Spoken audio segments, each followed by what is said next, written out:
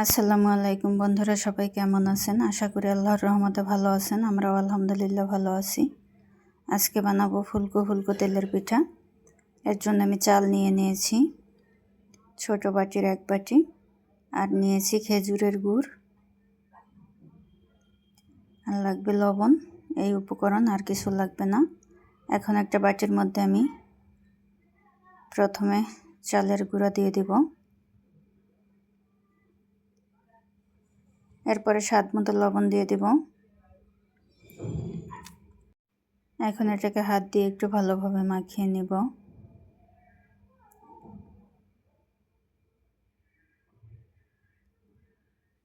এরপরে আমি খেজুরের গুড়টা দিয়ে দিব।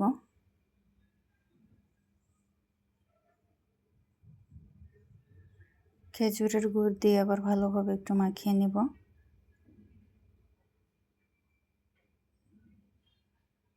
এখন অল্প অল্প করে কুসুম গরম পানি দিয়ে আমি গোলাটাকে গুলে নিব। কুসুম গরম পানি দিতে হবে, বেশি গরম না। এভাবে অল্প অল্প পানি দিয়ে আমি ভালোভাবে গোলাটাকে গুলিয়ে নিব। এটা হাতে গোলালেই ভালো হয়। সুন্দরভাবে হাত দিয়ে এভাবে করে গুলিয়ে নিব।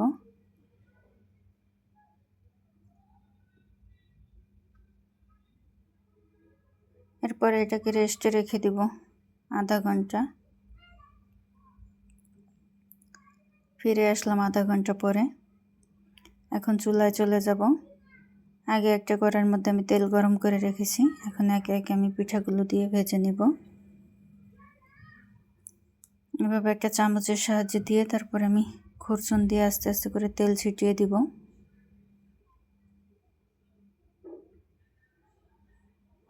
প্রত্যেকটা পিঠা ফুলবে এভাবে করে গুলিয়ে নিলে।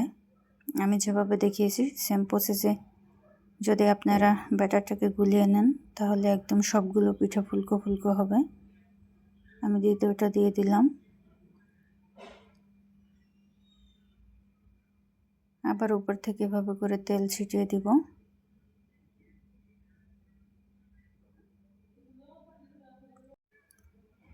এভাবে করে তেল ছিটালে প্রত্যেকটা পিঠা ফুলবে।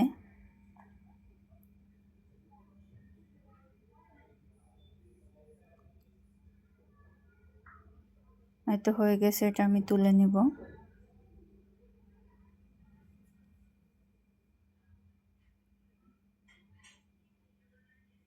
আরও একটা দিয়ে দিব। এতে আরও একটা দিয়ে দিলাম। আবার ওভাবে করে তেল ছিটিয়ে দিব।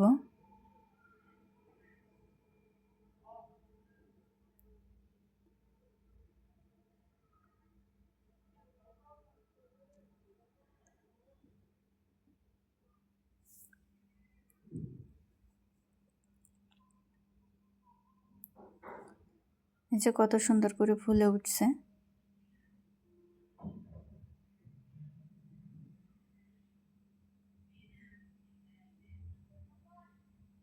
চুলার আঁচটা একদম মিডিয়ামে রাখতে হবে।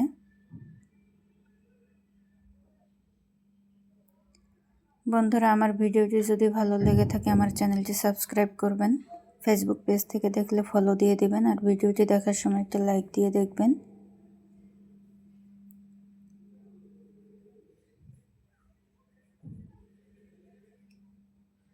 এই তো আমি ভেজে নিচ্ছি সবগুলোকে।